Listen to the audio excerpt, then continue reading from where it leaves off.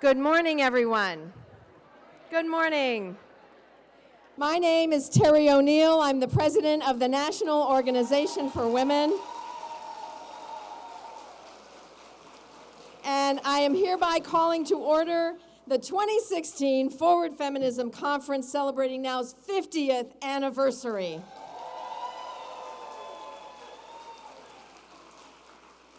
The first order of business is to receive the report of the Registration and Credentials Committee.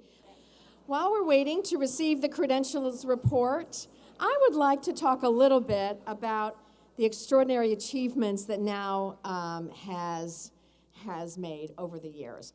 But first I want to honor and recognize all of the women who have made our extraordinary achievements possible. So, all people who were there at the original founding of NOW, and let's make that a broad thing. If you were there in 1966, stand if you're able and willing, or just wave your arms.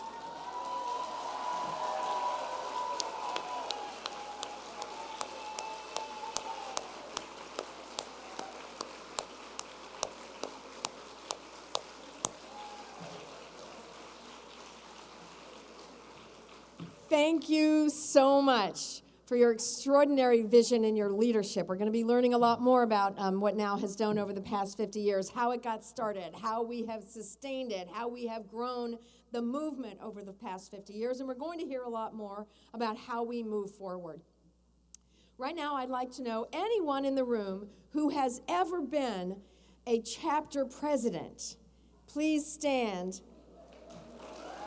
Look at that. Look at that.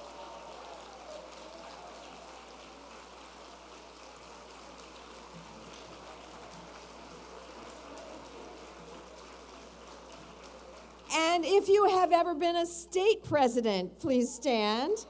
Or a state officer,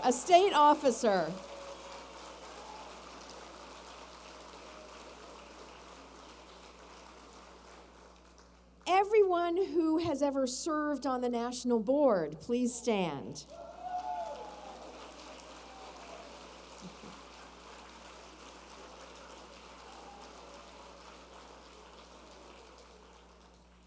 And anyone who has ever been a national officer of NOW, please stand. No, we had Muriel Fox, Lois Reckitt, Bonnie Grabenhofer is here. Karen Johnson, I saw her yesterday. I hope she'll be joining us. The reason I ask everyone to do that is I just wanted everyone in the room to remember that leadership in NOW means leadership in your community. It means leadership in your state. It means changing the laws, not only where you live, but changing the culture where you live. This is what NOW has done. The extraordinary genius of NOW's vision has been grassroots organizing.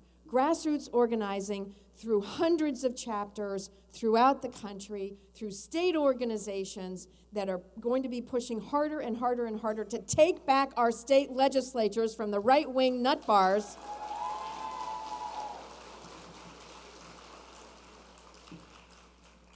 I just wanted all of you who are engaged in this work today to see how many women and men there are who will have your back as you move forward. So thank you all for being here, and thank you for your leadership. And I see Toby Abrams is here. She's the chair of our Registration and Credentials Committee, and she has a report. Good morning, everybody. Madam President, on behalf of the Registration and Credentialing Committee, I present you the following statistics. We have about 410 people registered for this conference. Of those, yes, that's a great number. Of those 410 people, we have 251 voting members currently. All right. Thank you, Toby. Thank you. Oh, and then you moved it and it's accepted. Okay. Well, for those of you who don't know, in order to be able to eligibility for voting, you must have been a member for 90 days. That's the only requirement.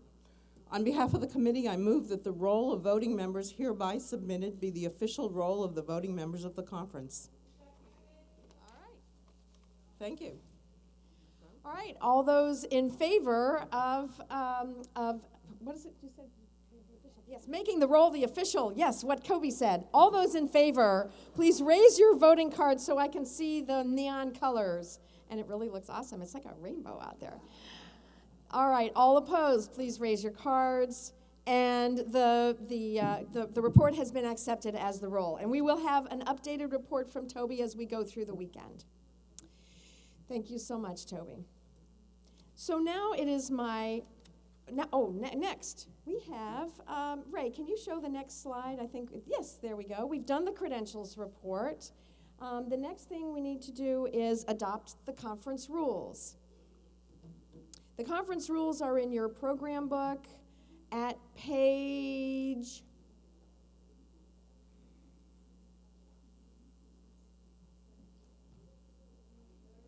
32, like I said. Thank you. The conference rules are at page 32.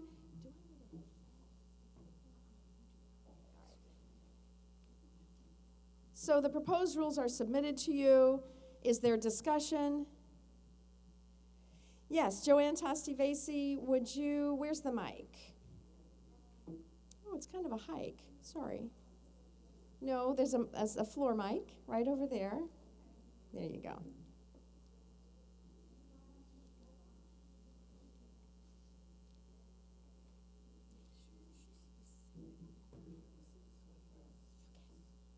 Yeah, I think we can, And don't forget to identify yourself and tell us what state you're from. Joanne Tosti-Vasey, Pennsylvania. Pennsylvania's in the house. On page 34, section 6, A3, it says resolutions may be submitted if signed by 200. I want to change that to 100. There's a motion and seconded to change the number 200 to 100. Is there any objection? Hearing none, the number 200 will be changed to 100. What that means is that those who are circulating resolutions by petition need only get 100 signatures for that resolution. Thank you, Joanne. Yes?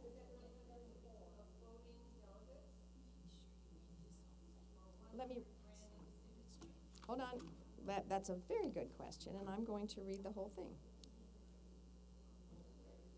Resolutions may be submitted if signed by, now that there's a change, if signed by 100 now members registered at the conference. Each member signing a resolution for submission by petition shall print their name, sign their name, and indicate their chapter or state affiliation. So a member who is not necessarily a voting member but has to be a now member who is registered at the conference. All right. Yes.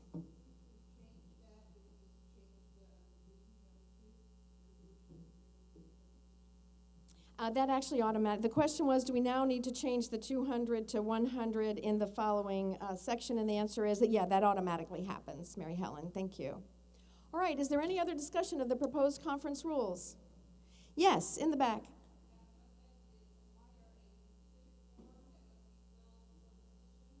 The question is there a specific form that must be filled by petitions? The answer is that in your conference folders, there is an example of what a resolution should look like. It needs to have some white space. It can't be teensy-weensy little print. You have whereas, all the reasons for the policy that you want adopted, and then now, therefore, this is the policy we want adopted. So it's in there.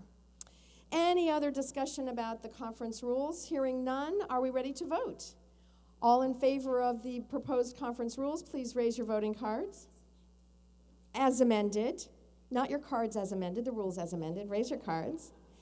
Thank you. All opposed to the rules as amended, please raise your voting cards. And the rules have been adopted. Thank you so much. And the final item that we have right now before we start our amazing plenary session is the adoption of the conference agenda. The conference agenda is in your program book Is there any discussion about the conference agenda? Yes?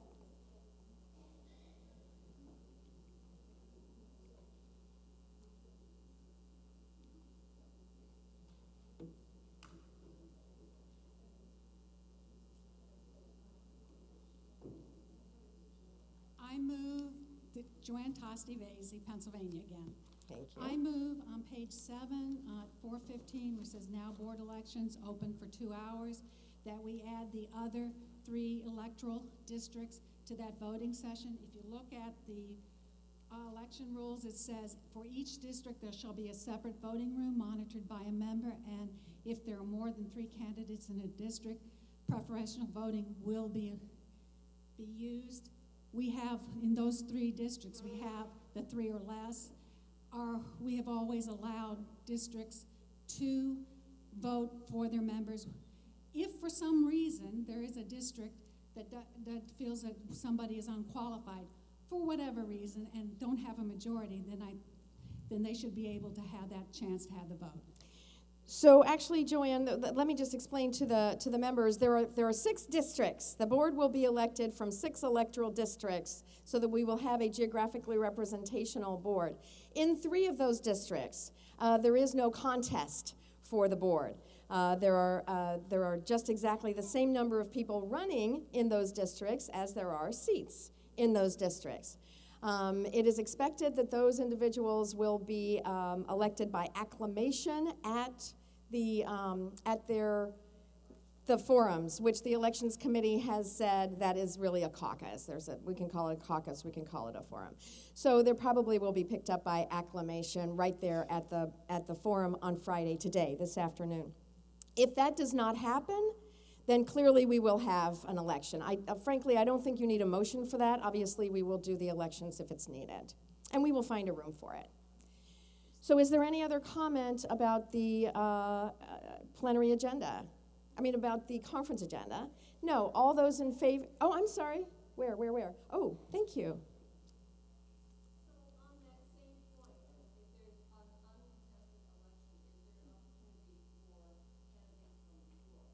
No, under the rules, there are no nominations from the floor. Anyone who wanted to serve on the national board needed to declare themselves 90 days before the conference began.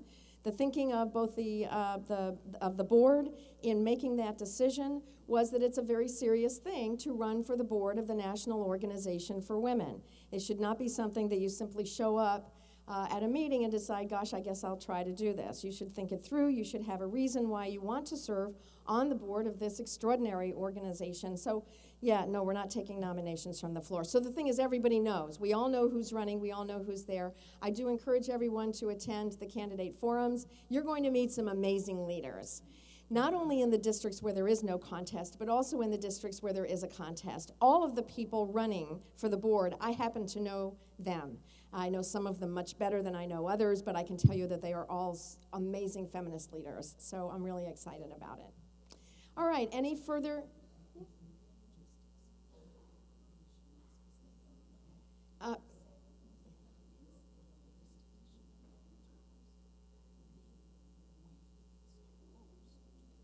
acclamation, after there's a thing.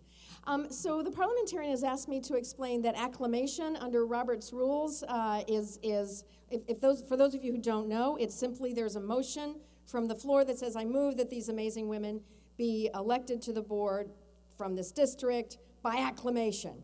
And then there is a vote on that, and it's no acclamation, and then if there's no vote, and then it happens. It's done. Cool. Dorothy knows. All right. All of you in favor of the Joanne, I'm going to ask you to have a conversation with Dorothy offline, and she'll explain it to you. All of those in favor of the conference agenda, please raise your voting cards. All those opposed, please raise your voting cards. And the conference agenda has been adopted. Thank you all so much. And Joanne, I do encourage you to have that conversation with Dorothy. All right, we are now the time is now 9:35, and it is my very great pleasure to introduce to you the recipient of the Olga Vivas Award. And if you don't mind just one moment, I am going to confer with the moderator of our discussion plenary for just 2 seconds.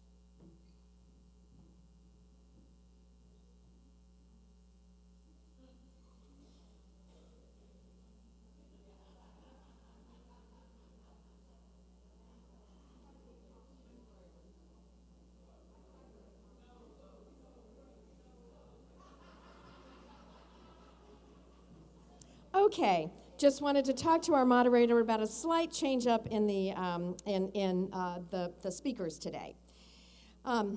It is my very great pleasure to introduce to you the recipient of NOW's Olga Vivas Award. Yeah. Named in memory of our bold sister, the Olga Vivas Award was established to honor a woman who has demonstrated leadership on issues specifically impacting women of color, immigrant women, women with disabilities, and/or LGBTQIA individuals.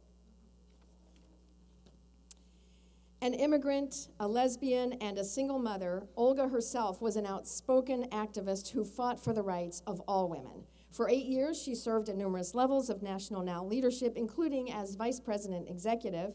Spearheading many valiant fights, Olga hosted the first meeting of the National Coalition for Immigrant Women's Rights and devised a lobbying strategy to support marriage equality.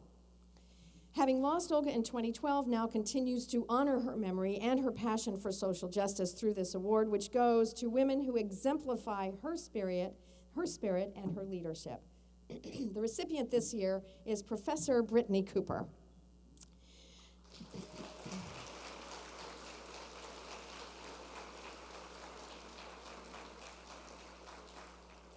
An assistant professor of women's and gender studies and Africana studies at Rutgers University in New Jersey, Brittany is an amazing feminist theorist who specializes in the study of Black women's intellectual history, hip-hop generation feminism, and race and gender representation in popular culture.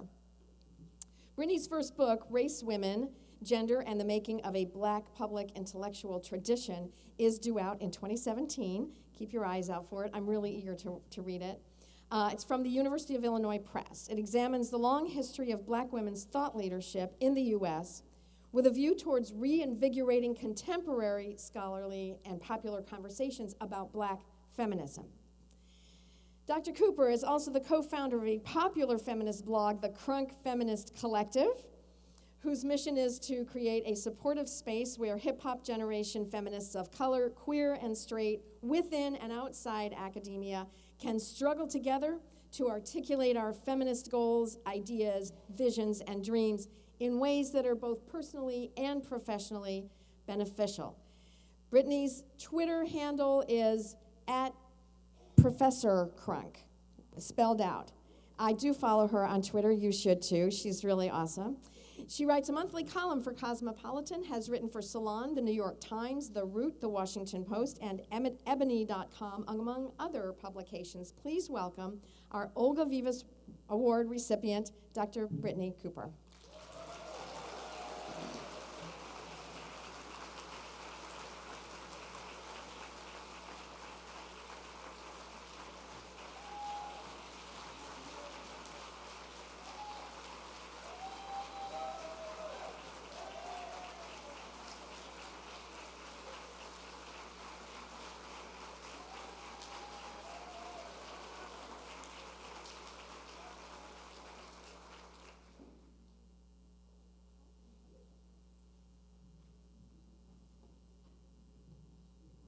So Brittany is going to be making some remarks later, but first I want to introduce the moderator of our panel, and I have to tell you, I'm very sorry to let you know, this morning I learned that Miriam Young, the president of the National Asian Pacific American Women's Forum, is not able to join us today. Yes, so she was extremely apologetic. She was very disappointed herself. She said that she could not, she was not going to be able to join us. And Dorothy, could you? All right. But we are going to have an amazing panel, and that's going to start very soon. I'm sorry, it's a little bit late. Sorry. The moderator, a dedicated fighter for women, Patricia Ireland, served as president of NOW for 10 years.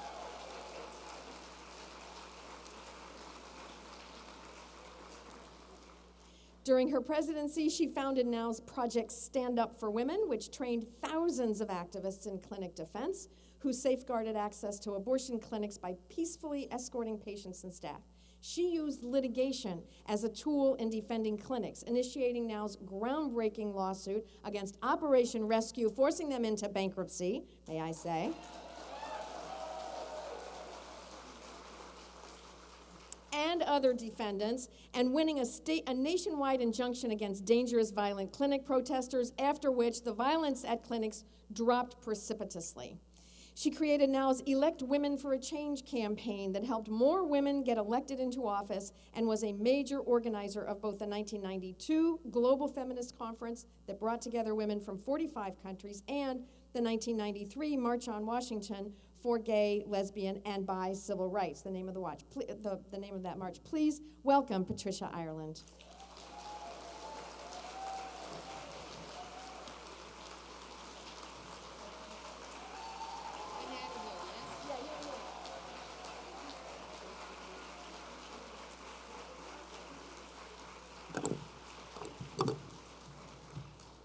Thank you all very much. What a pleasure to be here. I am going to introduce and invite up to the stage as soon as I get my computer fired up again.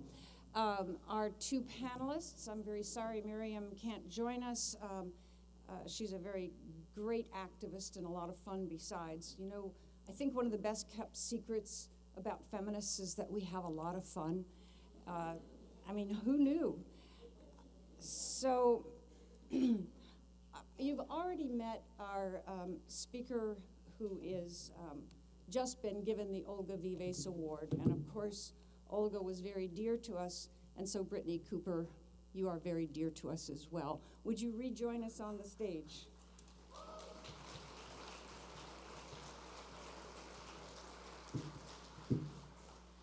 You heard Brittany's background. Professor Crunk is a great pleasure to have you with us.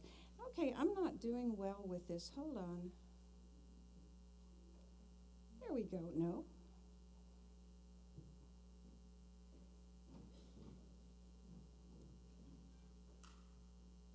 There we are. Thank you.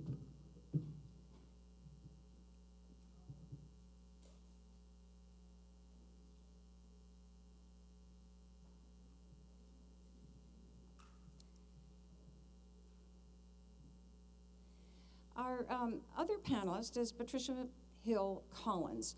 Professor Collins is a distinguished professor of sociology at the University of Maryland, College Park, and has taught at several institutions, including in the Department of Africana Studies at the University of Cincinnati. She's held editorial positions with professional journals, lectured widely in the United States and internationally, and served in many capacity in professional organizations, including becoming the 100th president of the American Sociological Association. What really impresses me is that Professor Collins has written or edited 9 books. Now, having just gotten one out many years ago and having been working for several years on the second, I applaud you. I'm in awe. And when I mentioned that to her, she said she's not done yet. So she wrote books in 1990, 1998, 2004, 2005, 2009, 2010, 2013, 2015, and I want you to go out, if you haven't already picked up the flyer for her latest book, which will be coming out this year, Intersectionality, which is co-authored with Sirma Bilge. It'll be published this year. I loved the names of the books. 2 of her books won major awards. The first was Black Feminist Thought, Knowledge, Consciousness, and the Politics of Empowerment. And the second that won the awards was Black Sexual Politics, African Americans, Gender, and the New Racism. But the one that I think ties our two panelists together is From Black Power to Hip Hop, Racism, Nationalism, and Feminism. Professor Collins, please join us. Patricia.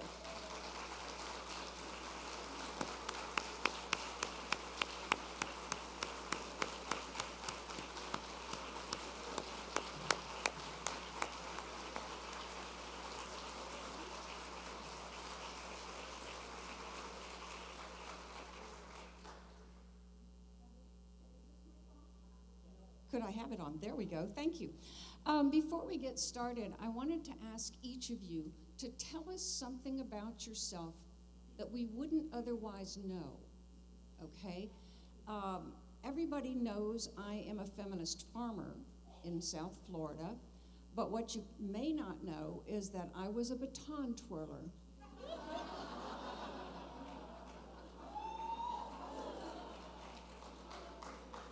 Patricia, tell us something we wouldn't otherwise know about. I'm a tap dancer. I'm a Zumba aficionado, and I adore samba, even though I wish I were better at it. Well, they're clearly more interesting than me. I guess a sort of random thing. I'm a preacher's kid, and all the things that go with being a preacher's kid, which, if you know, is not typically good. So if I show out, I'm right in line with being a preacher's kid. Yep. Thank you. Now, normally, I would, out of courtesy, invite our guests to speak first. But I'm not courteous. That's also not something you don't know about me. But because this is the first plenary of our 50th anniversary conference, I want to do a little overview of what we've done in 50 years. Very brief, and then because the last point I think is very relevant to why we have these two wonderful feminists here, I'm going to then turn it over to them. So if you will excuse me just a moment.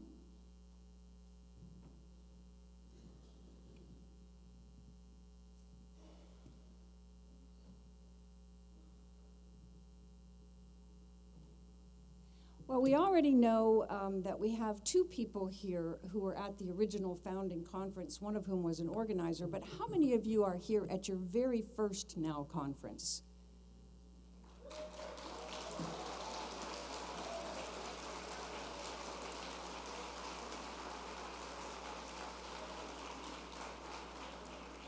Welcome, welcome. And whose first national conference was in the 21st century? Okay, I know it's hard to figure out. It means after 2000. Whose first national NOW conference was in the 1990s? All right, and in 1980 or after, okay. And whose first national conference was in the 70s? Wow. Okay. And let us honor again the two who were, I only saw two, who were at the 1967, was it? 60. When was the first conference? Was 66. I'm looking at Muriel Fox because she is my mentor on all things about now. And would you introduce yourself? You were there, weren't you? Okay, you joined then. All right, great, great. Okay, cool. Well, we have 50 years of feminist activism from 1966, and you're going to hear this weekend from all of the surviving NOW presidents. I got active from the mid-'70s to the late '70s, so I missed the first 6 or 8 years. But actually, I was in law school when the Equal Rights Amendment came out of Congress. And of course, I thought, especially with my newly acquired knowledge as a lawyer, that all we had to do was explain to people why we needed constitutional equality, and of course that would pass. I was then joined by my friend, Dr. Janet Canterbury in Miami, who explained to me that we hadn't passed it yet because she hadn't been involved. How wrong we both were. So I want to just mention a couple things about what is the legacy of NOW's first 50 years and what makes NOW unique.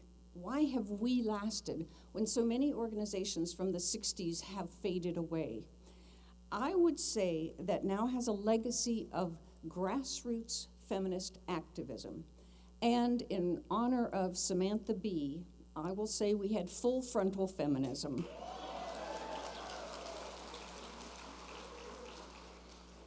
We've had a full feminist agenda, full feminist tactics and strategies, and we've had fearless feminist activism on issues that emerge, grassroots activists driven as an organization, and we work to continually deepen our understanding of feminism and our feminist analysis of society. So the first point of full feminist agenda, we were determined from the beginning to address all of the issues that affect women's lives, and said that we couldn't ignore or segregate the issues in our politics any more than we could in our own lives. As early as 1970s, NOW activists passed a policy firmly stating that we would not trade the rights of one group for those of another. And that has not been always popular in our coalition work. I do understand why sometimes people don't like feminists. In 1990, remember the Webster decision on abortion rights brought in a lot of new activists, and we made a particularly strong effort, which we must continue to do, I think, to raise the consciousness of abortion rights activists to the whole range of feminist issues, and on the important links among sexism, racism, homophobia, classism, ableism, and all the other forms of discrimination and oppression. As we continue to evolve our understanding of feminism and feminist advocacy, new issues emerge, and we've often been ahead of the curve, which again does not make us always popular in our coalition work, to address the issues that arise. So in 1999, NOW invited transgender, transsexual, and intersex activists into NOW and to educate our board and our members, to present workshops, and we passed resolutions. So this was in the 20th century. I joined the board of the Gender Public Advocacy Coalition and educated myself and worked on the issues. But when NOW in 1967 was the first national organization to come out in favor of abortion rights, that was a cutting-edge decision, which remains still controversial. In 1970s, when we adopted as a clear statement that lesbian rights are women's rights, that was, again, something of a controversy, but very important and recognized very early on. Our work on anti-racism and anti-violence, our work on economic equality, and that included not just breaking through the glass ceiling, but being able to pull ourselves up off the sticky floor. And again, interestingly to me, as a NOW president, using the economic issues in the mail does not work. People don't give money on the economic issues. They give money on the issues about which they feel passion. And they tend to feel passion, it seems to me, on the issues that involve sex. Birth control, abortion, sexuality, and gender expression and identity. So we've taken on the full array of feminist issues, and that means that when our opponents shift from birth control to workplace issues, we're able to shift as well, and I think that has served us well. The most fun part to me has been the full range of tactics and strategies. So yes, we've pursued litigation and legislation, but also action, action, action, and also nonviolent civil disobedience. So Terry's been arrested on immigration rights.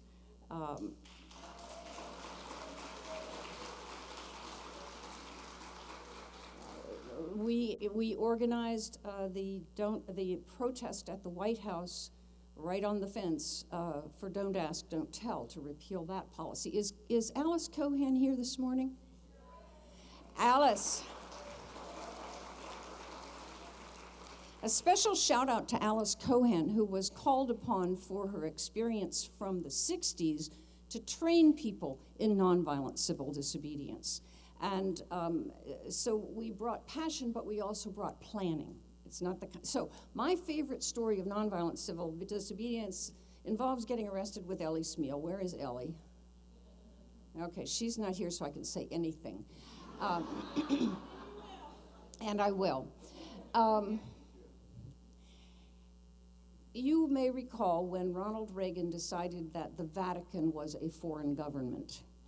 And that meant that in Washington, D.C., having recognized the Vatican as a foreign nation, the rules around the Vatican changed. It became an embassy, and you could not protest within a certain number of feet of the embassy. Well, that's classic nonviolent civil disobedience. You are directly disobeying a law that is unjust. So what we did was we had a major protest, and some of us had committed to being arrested. We went up to the door. The Pope was visiting the United States. So we went up to the door, we knocked on the door, we asked the nun who answered if the Pope could come out and play. She said no. So we turned around and we started singing, "We Shall Not Be Moved," at which point they moved us. And we always said we were arrested for bad singing. If you've ever heard Ellie sing.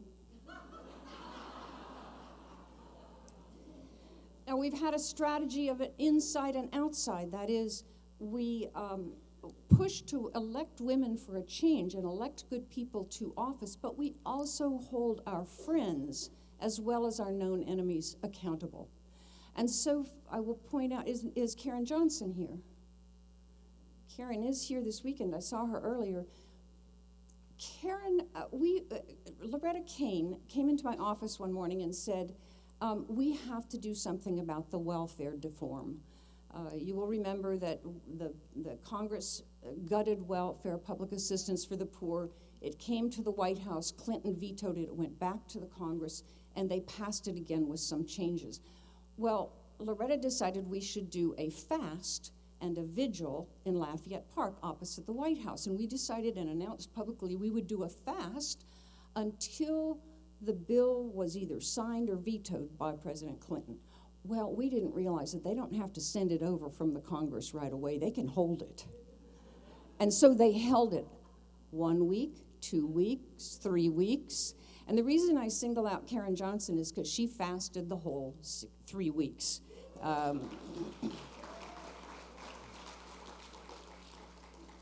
Dick Gregory joined us at one point. That was a tactic that he had used, and he said we were doing it wrong, that you should have ambulances and nurses with, Red Cross things on their caps to show how dangerous it was what we were doing. But we got to know all of the people in the park who live there. Some of you know them too.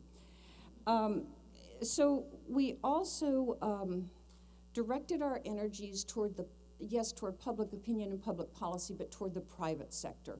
And Olga Vives, when she comes to my mind, I always think of the Walmart protests. We began that in my administration, but Olga took it and ran with it. We went after what we called the merchants of shame. Mitsubishi, Smith Barney, those were mostly about sexual harassment and sexual assault. Walmart, which was about just about everything that has to do with. The other important piece of our work is that we are activist-driven. And that includes not just our leadership and our policies, but our entire organization. So we began a project in 1998, which was the sesquicentennial of the first Women's Rights Convention ever in Seneca Falls. And we redid our mission. We devoted the whole weekend of our conference, no workshops, no plenaries to speak of, the whole weekend to doing small group, then large group, then small group work, and a group of us stayed up overnight and rewrote a declaration of sentiments for the 21st century. And then having restated our vision, we went into a modernization project, and we have begun the restructuring. We are continuing that this conference, and I want to urge all of you to take very seriously. This is the first time our activists will adopt a strategic plan. And that means that we have a passion, but again, a plan to give us a coherent way forward and to enhance our effectiveness in this historic election year, but also down the road. So I'm going to close by reminding us that in 1982, after the Equal Rights Amendment did not pass, Ellie Smeal was the one who started it.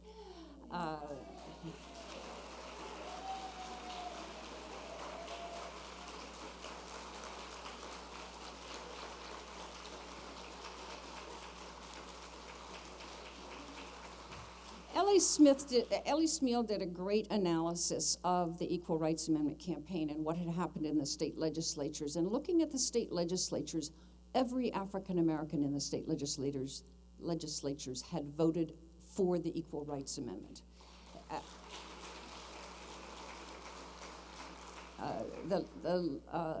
The Hispanic, Latina, and Latinos had voted for it. There were not sufficient Asian Americans really, or Native Americans to reach an ability to recognize that.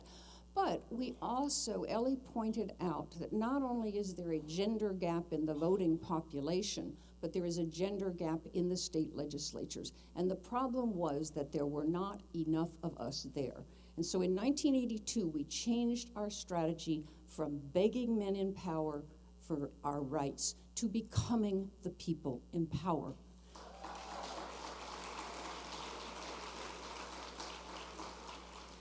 Shortly after that, 1984, we had our national conference on Miami Beach, and we endorsed for the first time Walter Mondale, and we pushed hard. We brought him onto the stage with a chant, "Run with a woman, win with a woman," and he named Jerry Ferraro as his vice presidential candidate.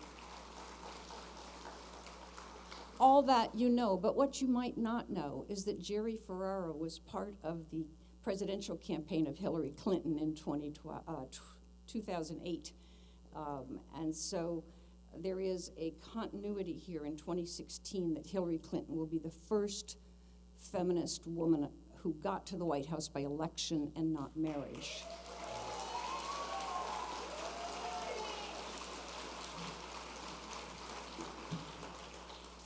Now, as I said, our part of our commitment as an organization, and part of the reason I think we have done as well as we have for so many years, is that we are continually working to deepen our understanding of feminism and our feminist analysis of society. And part of that is going to be accomplished this morning. So pay close attention, because I am going to invite first Professor Cooper up to make her remarks, unless you two want to draw straws and you want to go first? Oh, she wants to go second. Okay. You know, somebody who gets a word gets to call the shots, but only in this plenary. All right, so I'm going to call up Professor Collins. As you know, Patricia Collins is deeply committed and long-term committed to feminism and to Black feminism thought. Her intellect is extraordinary, and I'm very pleased to ask her to make some remarks.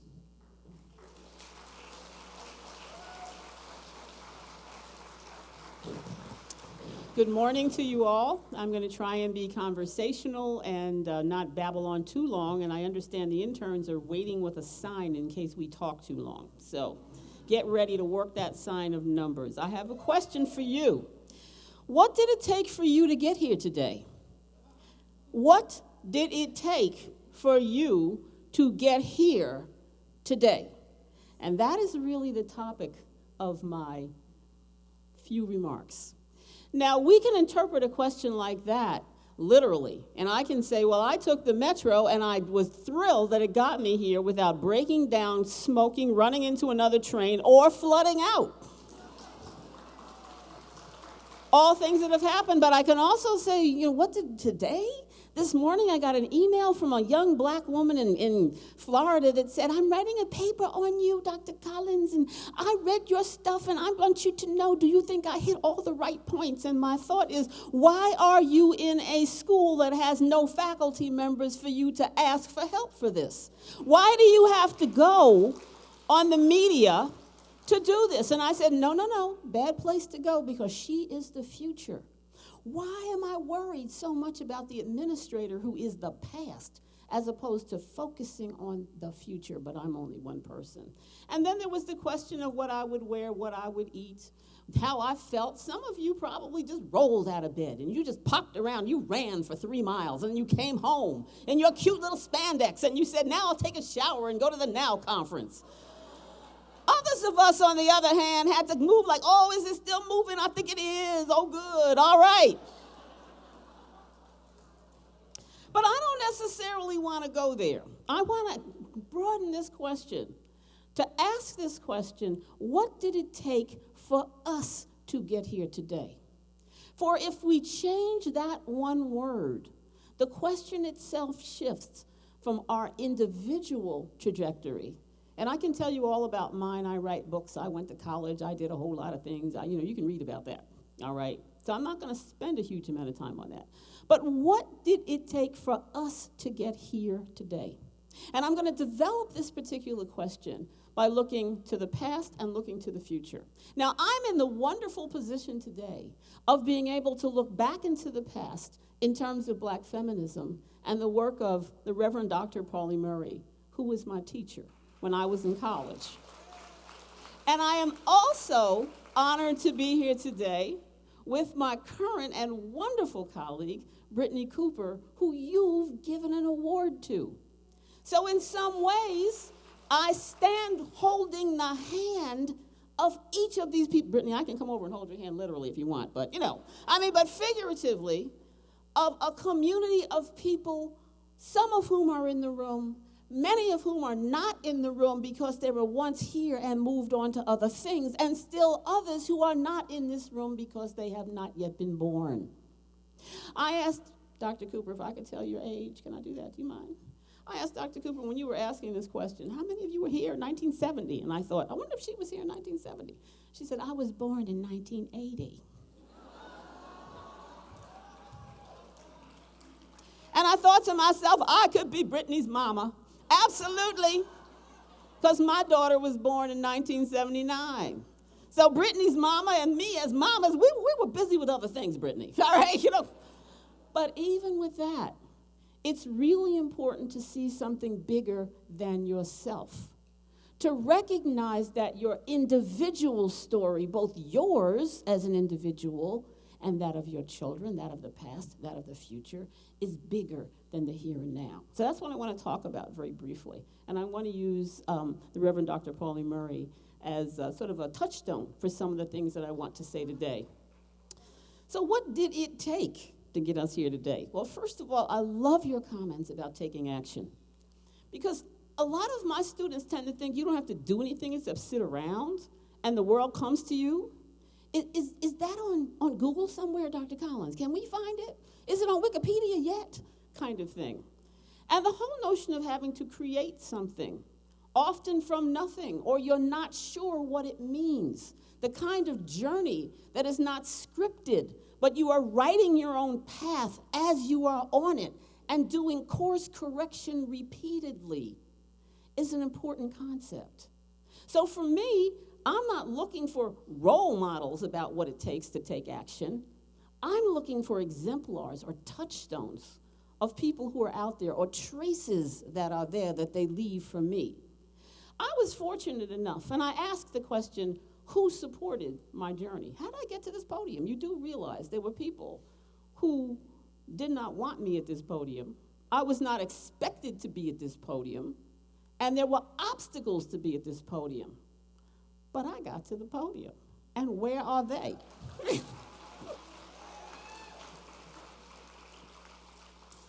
Because there were people who were exemplars, and one of them, a brief vignette about the Reverend Dr. Pauli Murray. I was fortunate enough to take a class with her during my senior year of college, and this was 1969. So there was a lot going on that particular year. Dr. Murray was the first African-American professor that I'd ever had as an undergraduate. And she was the first African-American teacher that I had since the 2nd grade when we moved out of the ghetto.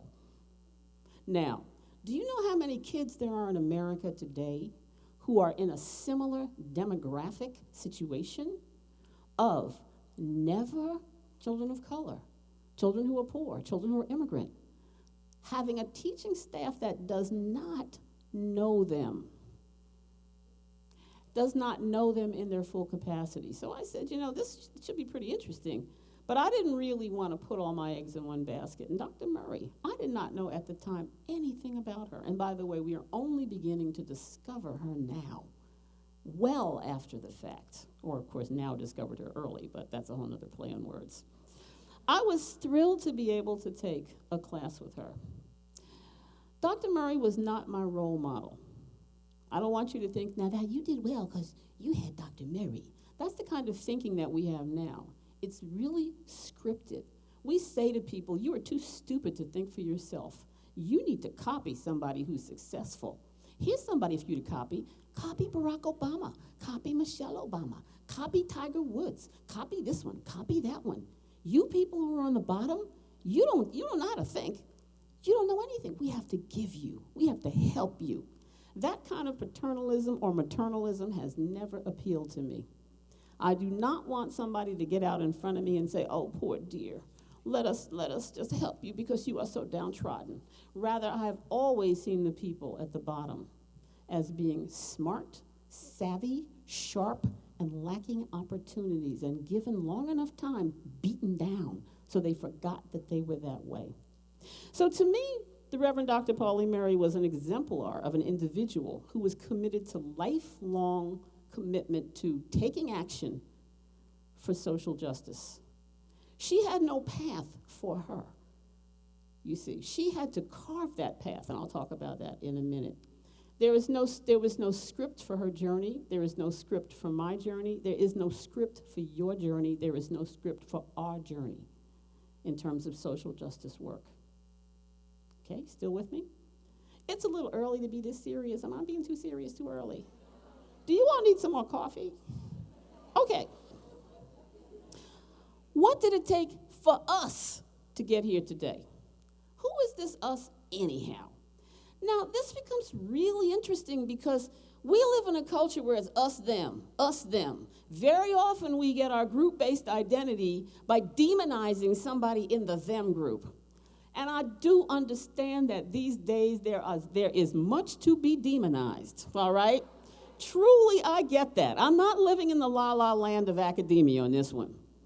But at the same time, the whole question of how to build meaningful coalitions is hard work, because that is bringing an us into being that is inclusive, that is democratic, from the whole former thinking of us, them. Everybody in the group of us is just like me. They agree with me. They look like me. They think like me, kind of thing. That is confining. That is exclusionary, and that is social death for groups that want to be social justice groups. Now, in my own work, I have really spent decades at this point thinking about this question of how to build intellectual and political coalitions. This is an organization that has a wonderful track record on building political coalitions. But we also need work that thinks about how ideas, people who work in the land of ideas, need to think about what they're doing as coalitional work as well. Because if we cannot learn to think about communities, and that's what the word I would use, community, differently, to be inclusive, we're going to sink.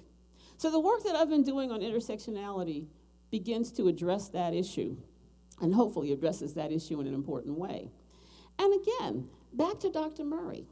She was a person who was committed to a variety of issues.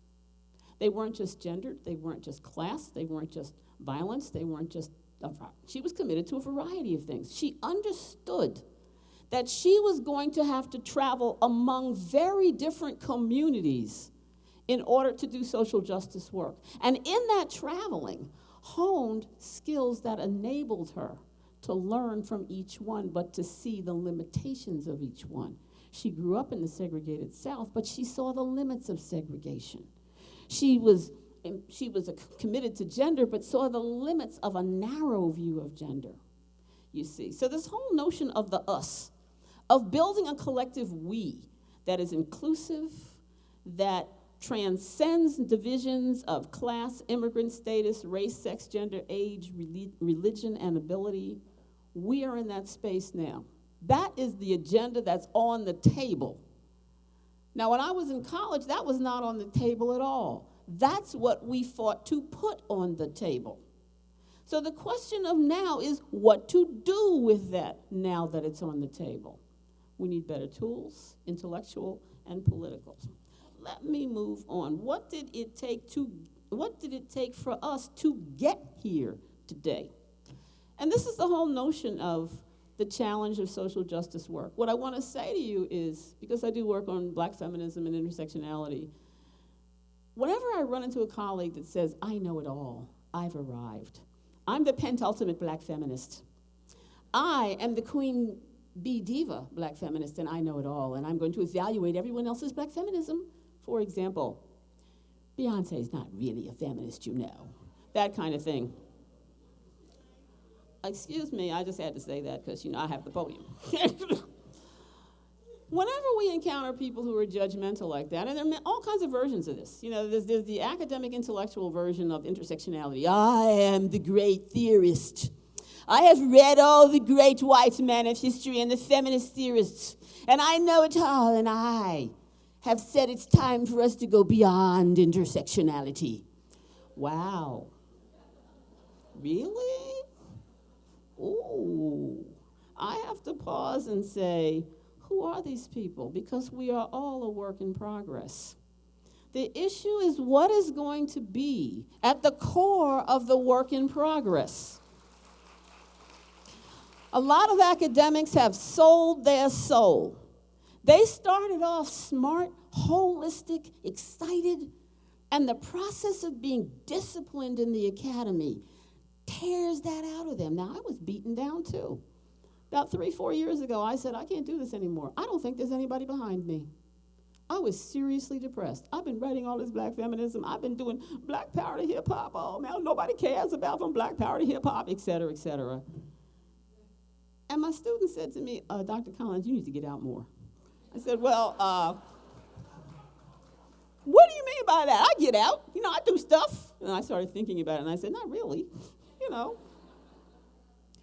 When I went to Brazil and discovered a very vibrant and lively black feminist community there, it was exciting. It was amazing. They were bold. They were saying, we're black feminists. We love it. I saw more free hair in Brazil than I see in Washington, D.C., and this is the city to go to see free black hair if you want to see it. Here's where it is. Go on out there and look, all right?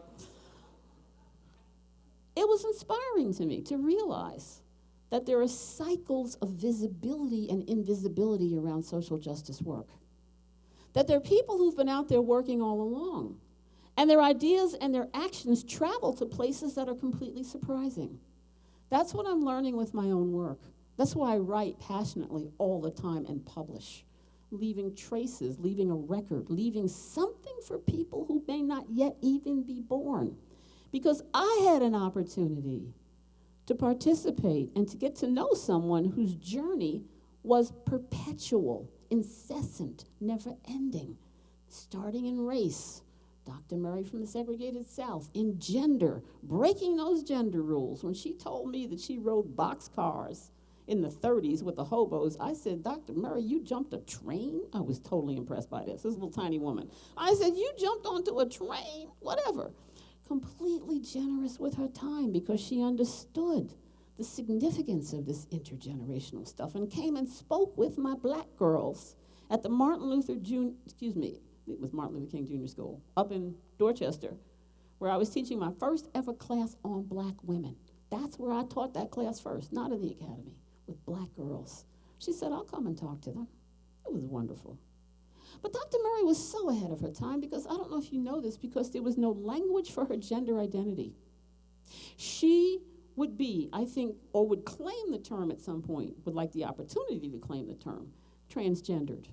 She felt that she was in a female body, but she really was a boy or a man.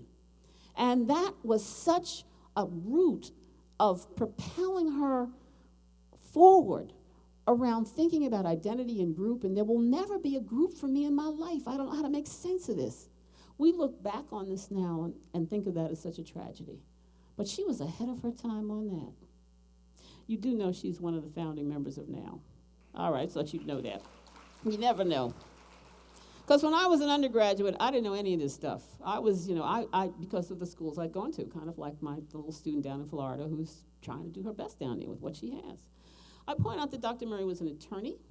She was both, and she saw law as a place of activism, and she was an activist as well in many venues. And if that wasn't enough, she realized that when you do activist work, when you do intellectual work, when you do social justice work, you have to heal your soul.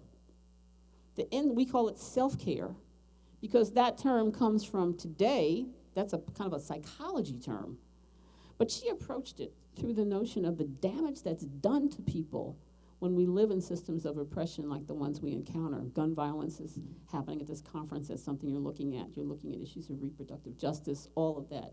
Those things harm people. They harm the people who experience them, and they harm the people who witness them. And they harm the people whose memory of people they love they carry with them, who suffered with that. So she realized that, and late in her life became an Episcopal priest.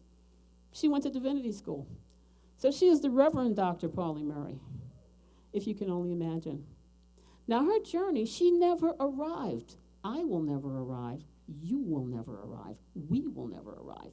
Because it is a perpetual journey from there to here.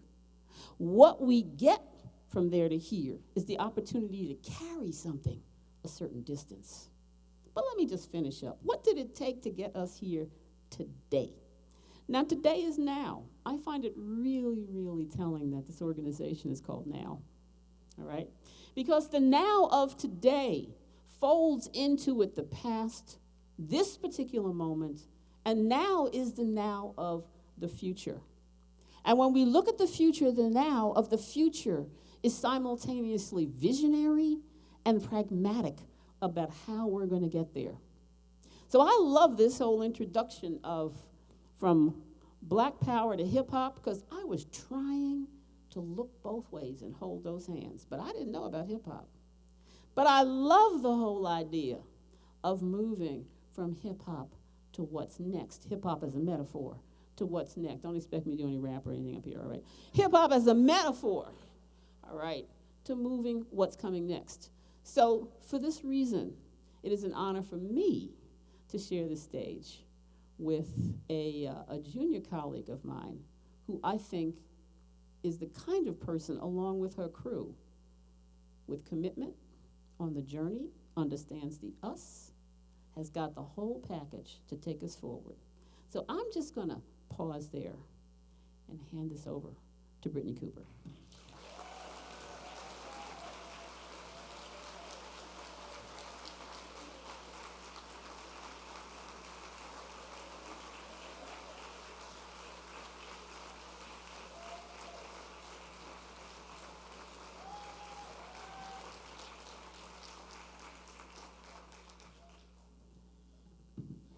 Good morning, everybody.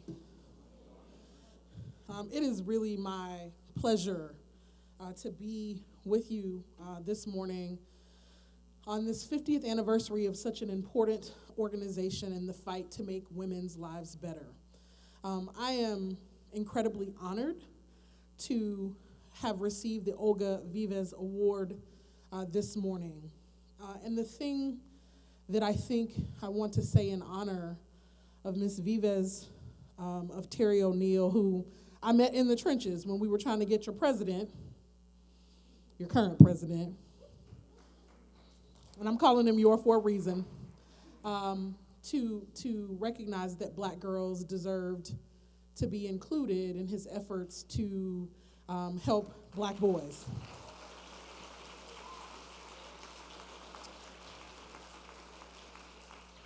So I met Terry as we were doing work in the trenches and that work has been successful, and the White House has committed to an initiative called Advancing Equity for Women and Girls of Color, and that is because of committed work on the ground by this organization, its leadership, and other feminists like Kimberly Crenshaw, who created the term intersectionality.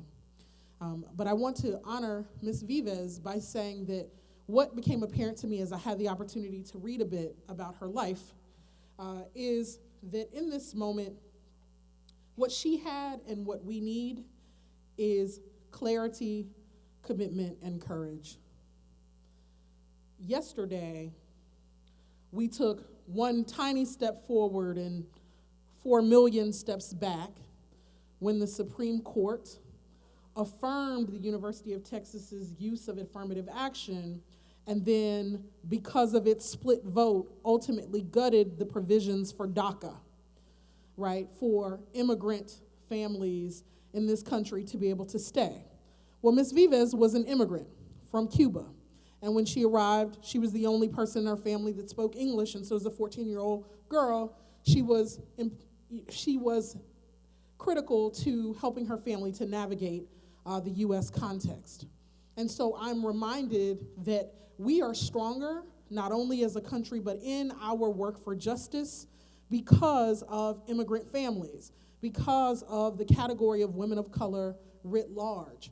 And so we have to have some clarity and some commitment and some courage about how we're going to go forward. We have to get really clear, really quickly about not only what we're fighting for, but whom we're fighting for. And we have to have some ethics around how and whom we fight. One of the challenges in this moment, being a hip hop generation black feminist, is that there are real schisms in feminist movement building. So it's awesome to be in this room with you today, but real talk, the chicks that are my age, we don't get along with white feminists that well. I told y'all I was gonna tell the truth.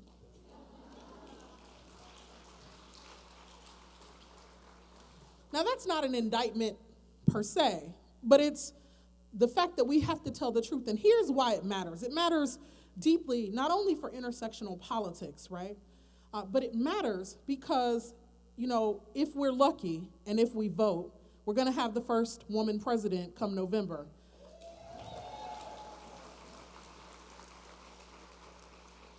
And I'm hopeful for that. I want Hillary Clinton to be the next president. And I want you to know that I take a risk in saying that because my radical black crew, they not here for Hillary Clinton, right? And so when I wrote in defense of her winning the nomination a few weeks ago, you know, it didn't go well amongst my set. Because Hillary Clinton has a dubious history on racial matters. She and her husband have been no friend to black people, not at the level of policy. And I think that's a truth that we can tell. So I stand before you as a relatively young black feminist, and I say relatively young because I'm young to many of you, but when I talk to 25-year-olds, they treat me like I'm 75. So it's all relative, right? But I stand before you as a black feminist who is trying to sit at that intersection both as a scholar and feminist theorist and also as an activist, right? That one of the things that I said to my radical black crew is, but she's still a woman though, and this is still a patriarchy, and no woman has managed to achieve this in 200 years. Nearly 250. And so this idea that we have in our progressive activism that the category of womanhood no longer matters is, I think, a problem. Right? Because structurally, when we look at how women are doing all around the world, they're still not doing well by any major stretch of the imagination. And while I think Hillary Clinton's whiteness has not been a great thing for black folks, I don't think that it submerges the implications of her womanhood and what that means in terms of her qualification for the presidency. But I want you to know that when you're engaging with feminists of color, those are the intersections that we battle. That there's a mainstream feminist understanding that asks black women to get on board with a family who The Clinton administration, the first one, gutted black communities through the crime bill.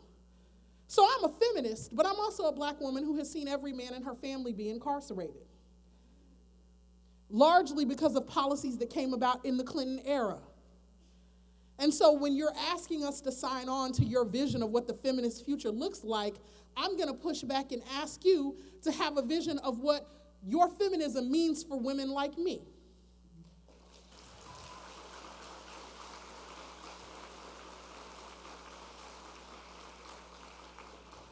Because I'm not going to sign on to any feminist project that means that I have to give up my brothers in the aggregate. Individually, I'm happy to give up many of them. But in the aggregate, black communities are not saved if black men are not doing well. Now, when I get black men to understand the converse, the corollary, then we'll be doing something. But that's what my black feminist activism is committed to. So this requires real commitment and it requires risk. So first we have to have some clarity, right, about what we're fighting for and whom we're fighting. And when we started the Crunk Feminist Collective, one of the things, and that's my hip hop generation feminist blog, and we're a bunch of academics and activists who are typically first generation PhDs. I'm the first in my family to graduate from college.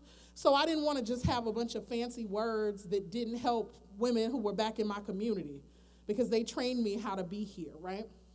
So we talk about all kinds of things, but try to do it in a way that both respects and doesn't dumb down, but that is accessible. And so we found that we would get lots of hits on the blog if we were going at white women for racism. And since y'all be doing racist shit a lot, you give us lots of fodder. I'm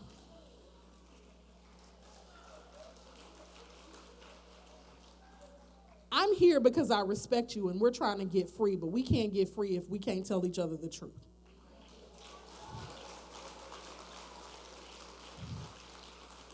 But the thing we discovered was that put us in a reactionary position and that people love to see black women getting angry and yelling at white women.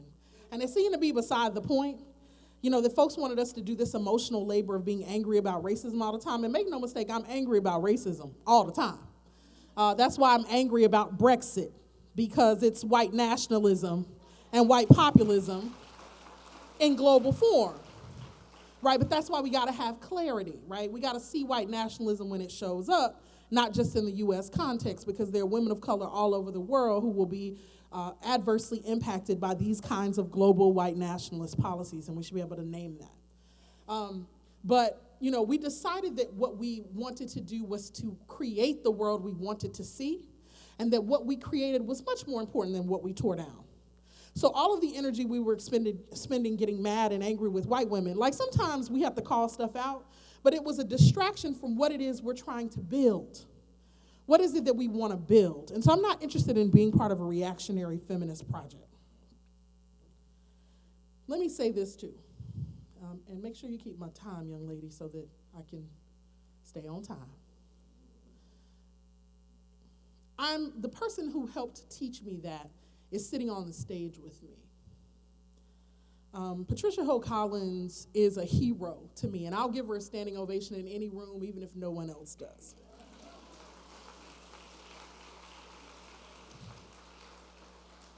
The reason that I have the courage to stand in front of you and tell the truth is because I know I'm right because I read Dr. Collins' books. But what I also love and what I write about in the book that I just finished is that she had courage even in Dr. Murray's class. And so I was working on a dissertation and I was reading Pauli Murray's autobiography. And I'm enamored of Dr. Murray. She was awesome and a woman before her time in so many ways. And so she tells this story, like a random kind of throwaway story about being at Brandeis in 1969 and the students taking over the campus to demand black studies. And she was like, I had one student in my class, her name was Patricia Hill, and she stood up one day and yelled Black Solidarity and walked out of the classroom. And it occurred to me after a little internet sleuthing that this was my beloved Dr. Patricia Hill Collins. But it's a reminder that it's not just that Dr. Murray taught Dr. Collins. That story is in an otherwise voluminous autobiography because I think it deeply impacted Dr. Murray. She was taken aback by her students' courage and clarity in that moment. Because Dr. Murray was still on the fence. She was old school a little bit. And so she was like, we fought to have Negro capitalized, and I'm not going to call myself black. And that didn't go well in 1969. And so she was emboldened by the courage of Dr. Collins, who was clear, black solidarity. So this is an intergenerational move. So I'm not here to rag on anybody because we learn in both directions. So the 25-year-olds that think I'm old and the 75-year-olds that think I'm young, we all have to get free together. That's what clarity teaches me.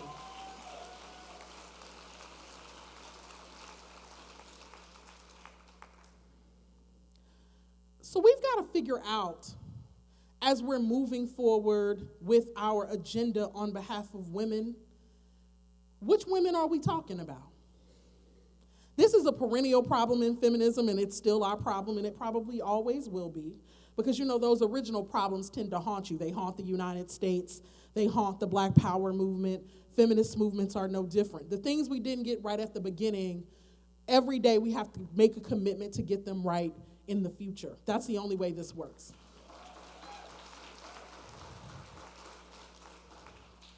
So look, Dr. Collins already primed you, and I'm going to say it. Womanhood includes trans women too.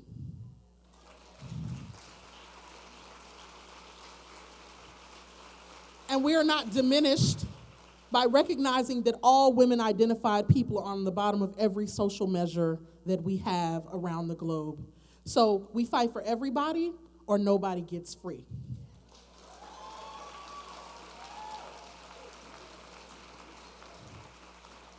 And the last, I want to just comment on one thing that my other colleague said here on the panel this morning. We don't have to beg people in power, and I hope you know that this movement that we are building, the Movement for Black Lives, says we're not begging y'all for power. We have power, because all power lies with the people. So we're not begging for power. And even as we become the people in power, we have to be deeply skeptical about what that power means and who we're going to use it for. And if we only want to mimic the kinds of imperialist, racist, corporatist forms of power that we already have, then we've already lost. So if we're going to have power, our power has to be committed to a group of people that I learned about because I'm a preacher's kid, and that is we got to be committed to lifting up and riding with and learning from the least of these. That's where the revolution lies. Thank you.